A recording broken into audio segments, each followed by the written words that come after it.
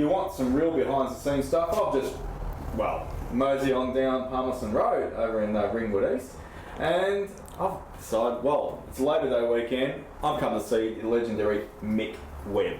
And Mick Webb SVO Performance Centre, this is just awesome being here. It's the heart of Ford and engines and rebuilding and you name it, and starting from scratch as well too. Thanks for having me, Mick. No problem at all. Mate. Cheers. What are you doing this long weekend? Tomorrow we're going to Phillip. Exactly. Just going to another race meeting. Be there or be square. We will. This is all behind the scenes. It's another normal weekend. I've come in to pay a bill, but you said to me, it's too much for the time being. My credit card's already maxed out. Let's have a tour of the workshop instead anyway. No problems at all. Decades. How's that tattoo go? I've got to do all the takes here. 3, 2, 1. And just wandered out to the workshop here for a real behind the scenes sort of stuff, as I said before. It's been a rumour around for a couple of decades now, but I heard you got a tattoo. Is that the real McCoy, or is it just all hearsay? No, it's a myth. It's a myth? The tattoo on my arse was Ford written on it. Yeah, exactly. I might be Ford through and through. I might have blue blood, but that's about all. Yeah, we bleed blue, don't we, as well, though, too. Any other tattoos you could speak of? No. No. My dad always said to me, you can get as many tattoos as you want, as long as you get the first one on your face. Oh, dear. So I backed out. Exactly. You don't want to go to jail because they get the teardrops as well, though, too. We're in the heart of SVO here. We've just moved over to here to Ringwood East and Palmerston Road as well, though, too. Great to be here, and there's so much stuff around here that you've moved across. You've lost some stuff because you had to give back to the fans and the community as well, though, too. Yeah, we had a bit of a. Be happy about it. Yeah, we had a clean up at the Charter Street. I was in Charter Street for 22 years, and I sold the factory, and we were always planning on moving to another smaller premises, because we still wanted to concentrate on the performance cars and the muscle cars that we do and specialise in. So we had an auction, so we sold off a lot of our memorabilia and bits and pieces. And it wasn't as if I was desperate for $1, but I'm tired. I didn't want to be carrying it and lifting it and moving it and things like that. It's just scaling down. Yeah, and we wanted to scale down, so we sold some equipment, we sold some some hoists and bits and pieces, and we sold and I had opening boxes up that I'd wrapped up in 1980s and 90s, and I'd forgotten them, so why not, You get a thrill and they get a bigger thrill by looking at it as well. And there was lots of guys that were wrapped. Lots of guys got some super duper deals, and lots of guys, put a few bucks in my pocket so I can pay for the rest of my kids' educations and things like that. Exactly. And behind the man is a good wife as well, though, too. Yeah, I got a lovely wife, She looks. I did meet her last time I dropped into the old workshop. Just quickly though, I just want to talk about the SVO name, because it hasn't been really spoken about many over the years, and not many people get the chance to actually talk to you, and the intimacy that we can actually get to see in the workshop tonight as well, though, too. So SVO was patented back in the 80s, yes, and it was a bit of a race at the time. You and Dick Johnson had a crack at it, because it was worldwide at the time. Ford, obviously, it was synonymous in Europe and America, but SVO, it reached to you guys over here, and you guys grabbed it by the bull and the horns and said, let's have a crack at it. You're good mates with Dick still, but you registered just before anyone else did. Pete, my brother, and myself, we always knew, and always, it was our idea. We always wanted to push for a special vehicle Ford, and I did it early days with Bib Still with the BSS Falcon, and that we did a bunch of cars for Bib. Ford didn't really want Stillwells to do special vehicle cars, but and then when I left Bib, I set up my own business, and I was just mainly doing it as a engine builder and workshop, and then I always had the bug to build a special vehicle car, and we were looking at different names and what are we going to call it? We're going to call it this or that or whatever, and Ford in those days were using the SVO name as their special vehicle option name. And I thought, I'm sitting here at home one night having a beer, looking on the computer, and sure enough, it was available in Australia. So I thought, Ford Australia haven't registered it. They mustn't want it, so I'll register it. And it's a premium product that always has been, hasn't it? Yeah. I looked at an invoice there a while ago, because I had some of your got world-class rims as well, though, too. And, I was with a heavy hand on heart, I parted with them, but it's always been a premium product. You gave him brakes. You gave him everything from top to bottom. It wasn't just a sticker, was it, Mick? No, it wasn't just a sticker. Look, our cars. I say to people now, and I've always said in those days, we catered from 18 to 88. I didn't make them a monster body kit that was only good for the 18, 20-year-olds or 22-year-olds, but we wanted to sort of cater for the guys that wanted a nice car to drive, you know, and the SVO car, when we brought it out with the EAs and EBs, they were a lovely, lovely car, and you know, we were on the front page of Wheels and the front page of Motor, and all the motoring magazines picked it up, and we did lots of comparable road tests with Walkinshaw in those days, with HSV, and we came out on tops in lots of them because the cars handle so lovely. Yes, we didn't, because people don't realise back in the 88s and 89s there was a major fuel crisis, so we weren't doing major engine mods, and all we had to really play with was a six-cylinder because Ford in their wisdom had already dropped the V8, and it wasn't until a couple of years later they decided... They brought it back? Yeah, they decided to bring it back. So we didn't really sort of do much engine mods, but we had a fantastic Bilstein suspension. We, as you said, we designed our own little wheel and made a 16-inch wheel, which was, you know, 16 was a wow wheel in those days. It was a monster. You know, nowadays it's 24s or whatever it is. It's ridiculous. But and we made the cars. We made them sound nice. We put a set of headers. We had, you know, a nice little exhaust system made. It wasn't cosmetic. It was from top to toe. Yeah. Everything from the interior as well, though, too. Yeah, we did the Recaro seats, and we did little knickknacks and put our SVO logo on the dash. I was just up in the tea room before, and I eyed off some Momo steering wheels up there, and I went, geez, I bought some Momos over the years, and I really need to catch up with Mick again off camera one day and pick up one from those. You know, it's great stuff as well. I was very fortunate. I was really good mates with Bob from Recaro, from Autotech in Sydney, and Bob and his son looked after me with all the Momo products and Recaro products. And we had the SVO logo actually impregnated into the leather. Yeah, we're by Momo in Italy, so they made a bunch of wheels for us, and we did it all right. You know, I think we put our best foot forward. Max Granston, who was the president of Ford in those days, gave me the 100% tick of approval. And as it went on, when Jack Nasser took over as president, he gave me a genuine handshake to say I was going to look after his Ford special vehicle business. Good Mark Larkin firm handshake back in political days. Well, we've got some legends of cars around me as well, not just the man himself, but I've got to ask you, there's some things that have impressed you over the years as well, though, too, Mick. Ford's has been your heart. I know you've got lots of other toys as well, and you've enjoyed, you know, driving other things and helping other people out some stuff and supporting a lot over the years. And you know, that's why I really appreciate and like catching up with you as well. But your favourite Ford of all time, what's the car that if you had tomorrow, your bucket list you could have or wanted to have again, or you still got? I reckon my XE ESP was one of the nicest cars I had. The European Sports Pack? Yeah, that was a lovely car. Yep. Yeah. And colour? I had a charcoal grey one. Yep. You know. In the XE version, not the XD. Yeah, I had an XD one as well, but the XE was a little bit better. Yep. With a few little different things on it, but I think I had 2 ESPs, or 3 ESPs. Wish I still had them, but... Don't we all? Yeah. All those. You've been in a few as well, though, too. Your man behind the car, behind the motor.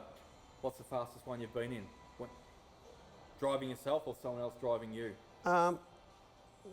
Probably the monster I've got now, which is a FGX Sprint. Yep. That's a supercharged Sprint. I think that's the nicest.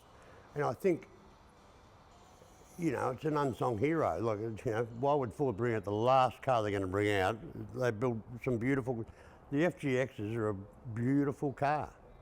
And this thing's probably the nicest car, handling-wise. Most of the cars I've ever owned, I've had to put Bilsteins in them. Most of the Fords, I've had to re-engineer them all to make them work and make them handle and make them feel nice and subtle and drive nice and things like that. This car's pretty good off the showroom floor. Yeah, they just kept on developing over the years. And obviously, it doesn't matter whether you're... Well, maybe I taught them something. Maybe I taught Ford something about, designing their suspension. Well, you've got me onto something there.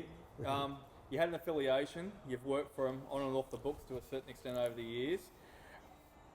Who Who do you look up to? Who do you mentor? People say, we look back in awe of you these days and look in the workshop. You were just in there with Brett a minute ago and having the fantastic and the memorabilia around the place. We'll get on to a little bit more in a minute, and the cars, etc. But who is your mentor? Who do you look up to? Who's your god? Who influenced you in life? There's got to be some people that made you as humble and as down to earth as you are now, and having a chat with me and inviting us over. Well, my mum and dad. End of story. Yeah? That's who built me. That's sweet. Yeah. That's good. And I don't, I've associated with the Moffats and the Jim Richards and the all the royalty John Harveys and they've all been fantastic guys, don't get me wrong. But my mum and dad built me. Yeah, that's awesome. That's excellent. That's very touching as well though too, Mick. We're leaning on an absolute piece of history now. These things pull $1 million. I mean, I remember seeing something on the news about 15 years ago. Someone's going to trade one of these things for $1 million at a Porsche dealership, and the Porsche dealership said, "Yeah, no, we'll take a Phase 3 GTO as a trade-in, and you can have whatever Porsche you want in the showroom." And that was silly. That was on the news. This may not be a hoe, because obviously it's not one of the few hundred built. I think it was 500 or something, whatever it may be. Yeah. This is something here that you obviously work on from day to day. This is your bread and butter. What have you done to this car to make it more brilliant than what it can be? Well, these cars, these two cars, are the XB and the XY we've got here. They're all from Theodosi Prestige. So if all you guys out there want to buy a Prestige or a muscle car today, Nick's got a range of cars that he's got. He's been buying them all around Australia, and they're all honest, good cars. And they arrive here, and Nick says, do whatever they have to do to make them A1. And that's what's the good part. She's not the old scungy used car yard, do the bare minimum and does it and paint it and make it look a bit, make it look like a GT. In the back of the classifieds and the Herald Sundays. Yeah. And he's just, we rang yesterday and said we've got a little list here to do on the car on this XY because he's got a customer interest in buying it. He said, do everything straight away without a blink of an eyelid. That's building relationships. And I've got a good relationship with Theodosi Prestige, and we do a few other car dealers like this as well. What TLC have you given this in the engine bay? Well, we haven't touched the engine yet. We haven't looked at that part yet. We're doing the brakes, overhauling the calipers and the wheel cylinders and bottom ball joints and lights and bits and pieces, just the knick-knacky stuff. Tom, who works for me, my mechanic, he's doing all that. I'm still busy in the engine room doing other engine work and things like that. Yep. This is a customer car that was sold through Theodosi. The fuel gauge stopped working, so we're fixing the sensor up on that, and the engine's got a bit of a detonation problem. It's pinging, so I've got to tune that. In layman's terms, you get defibrillator out and get it running again, and then you give it, a pacemaker as well. Yeah. Get the heart ticking over again as well, though. Whatever it may be. All right, we're just going to having a quick look through the workshop. I want to ask you a little bit about Mick Webb, the man, as well, though, too, behind the scenes, because you actually didn't just sit there and tinker with their engines and that sort of stuff, were you? Also raced as well at one stage. So let's go have a look over with Mick and his trophies as well, though, too. And he just didn't race a Ford as well. Back in a sec. You race these things, Mick. You just don't build engines. You do the hard. You're on the wheel. Well, I'm a typical mechanic in some ways. Always wanted to be a racing car driver. And it wasn't until later in life, I was probably 40 something, I was at the local go-kart shop, Grant Lindstrom, who used to look after my son when he was racing go-karts. And all go-kart racers want to be a racing car driver as well. So after a few frothies one night, they said, why don't we build a HQ to... Cheers to that. Cheers to that. To race at the Thunderdome. And I thought, no, maybe. Oh, and there was 3 or 4 of us there, and the more frothies... a couple more frothies, let's do it. The more frothies, and all of a sudden I thought to myself, I've got a project here. I'm going to be the bunny building the car. What's the excuse? Come on, you've got to do it. All right, so we said, right, so we built a car, and we had really good fun, and we built this little HQ up. I put a Ford badge on it, I might add. So anyway, it was one of those things, because I'd driven around the Thunderdome a few times, because we'd been running an Oscar with Jim Richards and Greg Hansford and Peter McKay, the journalist, and Kevin Bartler drove my car, and a few of the guys, because Stillwell sponsored our original XF, and then we built an EA, and so I thought, oh, well, why not? Have a bit of fun. And it was Good on you. And honestly, it was probably the most fun I've ever had with my pants on. It was just sensational. People go, oh, it's just Randy Round. How could you get excited about that? It's strategic. There is a lot behind the scenes. You got to do it properly. If you ask Jim Richards today, and Jim's raced in and you're many friends with him still? Yeah, he's still good. One of my best mates. I saw his name on a pair of pistons there in the workshop. Oh, yeah. Ago. So you're still doing favours for him? Yeah. And if you ask Jim today, what was the best class or best series you're running, he'd say the most fun was the Thunderdome. It was the most competitive. It was when they're racing this far away from each other at 120 mile an hour, 30 mile an hour, and they're nose to tail, and it was bloody good fun. And the good part was the comradeship. You finish racing and you jump into a frothy and have a barbie and everybody partied. The atmosphere was fantastic, and I was fortunate enough because Hey, you had some success. Don't be bashful about it. You've had some success over here. There's a pole position award there, and there's third place as well though too. So we won a few. You can hold your own. You weren't. I wasn't. You know how to make them. They knew I was there. Yeah, exactly. Looking up over your right hand shoulder, I'm pointing to him right now. I see a whole lot of race suits up there. Don't think you or I could fit into them in a year's worth of dieting, but that's okay. I'm sure a couple of them were yours, and it's a shame that they. Yeah, there's a couple of mine there and a couple of my son, because my son raced go-karts for years. Good. I was going to say they're a little bit tiny for both of us. I've got to ask you though, A1 Grand Prix. Now I've heard so many different stories over the years, and this is going back a long time. You were the chief executive officer, weren't you? No, I'm only kidding. But no, you were team manager at one stage there. I was a team manager at Team Australia. Alan Jones was picked to be the seat holder, and I got approached by Alan Jones and another guy that was the manager in those days who was looking after Alan. Would I be interested in sort of managing the team and building a team in Australia? Because originally it was going to be built by a team, we wanted Aussie mechanics. I spoke to Michael Ritter because he was into the open wheeler package in those days, and the guy in South Australia, another reputable guy, I can't remember his name. Anyway, I spoke to them all, but it got to the stage where we found out that the South Africans who were running the series had already spoken to Alan Docking in UK. And they were throwing a lot of money at these series. Oh yeah, it was fantastic. They were big dollars. Like they spent a couple $100 million setting it up. Yeah. And which we went, wow, it was just, and the concept was fantastic. It was. It really, really was. I went over for the original tests at Silverstone, and Paul Ricard did all the testing at Paul Ricard, and we took over. Will Power turned up, Will Davison turned up. There was a whole bunch of a couple of other young Aussie up and comers, and it looked like it had that much history. It was going to be fantastic, and I still don't know why, but I think it was just basically a money laundering business for the South African guys, because they wanted to get some money out of South Africa, and that's how it all worked out. It was millions and millions, and lots of money. Yep. And I did sort of half the season or wherever it was, and when I got back to Australia, I pulled the pin on it because But you enjoyed the highlight for a bit. Oh yeah, it was fantastic. But I was away too much, and I thought to myself, I've been away from my family. You're not a hype man, are you? No. And that's exactly. Speaking a little bit of hype though, right behind over my shoulder here as well though too. My left, I can see some really great paintwork in here. It's probably thousands and thousands of dollars of graphics that have been thrown into stuff like that here. This is a Holden. What year and what model is this? It also has a bit of nostalgia about it as far as movies go, and as well as the.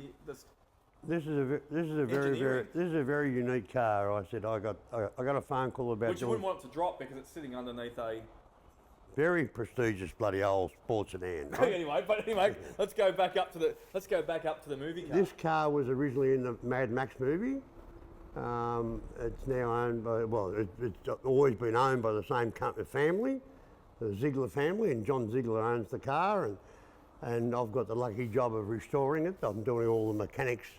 He's had the bodywork redone. It was black, I think, in the Mad Max movie. Any chance of a couple of wheel nuts? Yeah, there's a few more wheel nuts in that wheel. Got a couple of nuts on you there? Yeah. But this is a unique this was built as a custom car years ago, and back in the this is a HJ Holden Ute. Yep. It's got an E-type Jaguar rear end, the turbo 400 trans, a 350 Chev. It's got, you know, a Mercedes headlights and Mercedes blinkers. It's a unique electric doors. You know, punch the door. This has got lights underneath it way before the old neons came out and things like that. Before you put mirrors on them when you're going the Moto Classica. And it's got a little television. It's got about a 7-inch television in the back of it. Oh, geez. It's probably got Wi-Fi we don't even know about. That's probably giving us our signal tonight. Yeah. And what's underneath it is this is a Bob Middleton old sports sedan. This car was originally brought in to Australia as a race car, a sports sedan by Indy Speed Shop. Yep. As a 68 Camaro. Bob Middleton got it and raced it and converted it to a mid-engine, and the boys from K&A Engineering, who were all the old guys from Elfin Sports Cars, and Gary Cooper. We've featured a lot of stuff of Elfin's on In Pit Lane, and very proud as well though too. We've had the history-making book there, I think 2 years ago, back in 2019. Yeah. But just going back to that as well though too, mid-engine, that gives it its balance. It's all about the engineering, which you're brilliant at as well though too, Mick, of putting everything in the right place and the right way and the right balance, isn't it? Oh, correct, for sure. You know, if you can get a car that's 50-50 or, you know, nowadays we like a little bit more weight in the rear even. You know, where it's always been more weight up the front. Oh, we don't have any roll bars in our car these days, do we? That's right. So it's a unique little car, and you know we've improved it. And we've done a bits and pieces. The Chris, who owns the car now, we've made it a little safer. We've put more intrusion bars in it and fixed up the roll cage a bit nicer for him, and we're up-speccing the brakes and up-speccing the rear axle, and I've built an engine for him that's got a bit more horsepower than he's ever had. I bet you it has It's got a bit more horsepower than he's ever had in his life. So the skin off a rice pudding. Yeah. Last thing, Mick, I can't let you go without asking you, and it's been an absolute privilege and immense nervous wreck here, just actually visiting you here again, because I've caught up with you recently. But what's the future for SVO here, and what do you want to do in life as well, though, too? What are some of the achievements that you want to do in the next few years, other than pass on to your great knowledge to other people? Well, we're sort of just going to keep plodding along what we're doing, building engines, and look, we do a lot more custom cars now. We restore GT Falcons and restore anything. I'm the old-fashioned mechanic.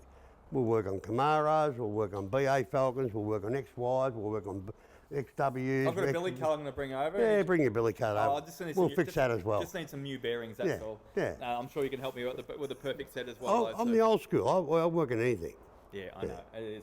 No, it's fantastic. Yeah. Thanks for having us. I'm really proud and humbled, and it's just absolutely, I'm just a kid in the candy store right now. No worries at all. Too, Mick. And, thanks very much for having me. And thanks for the frothy as well, though, too. And, well, this is Doc on In Pit Lane in absolute heaven right now, and I don't think you can just lock up the place tonight, mate. Turn the lights off, and I'll sleep here for the night there, and I'll be right tomorrow. And catch you at Phillip Island. Have a good one, guys. Thank you. See ya.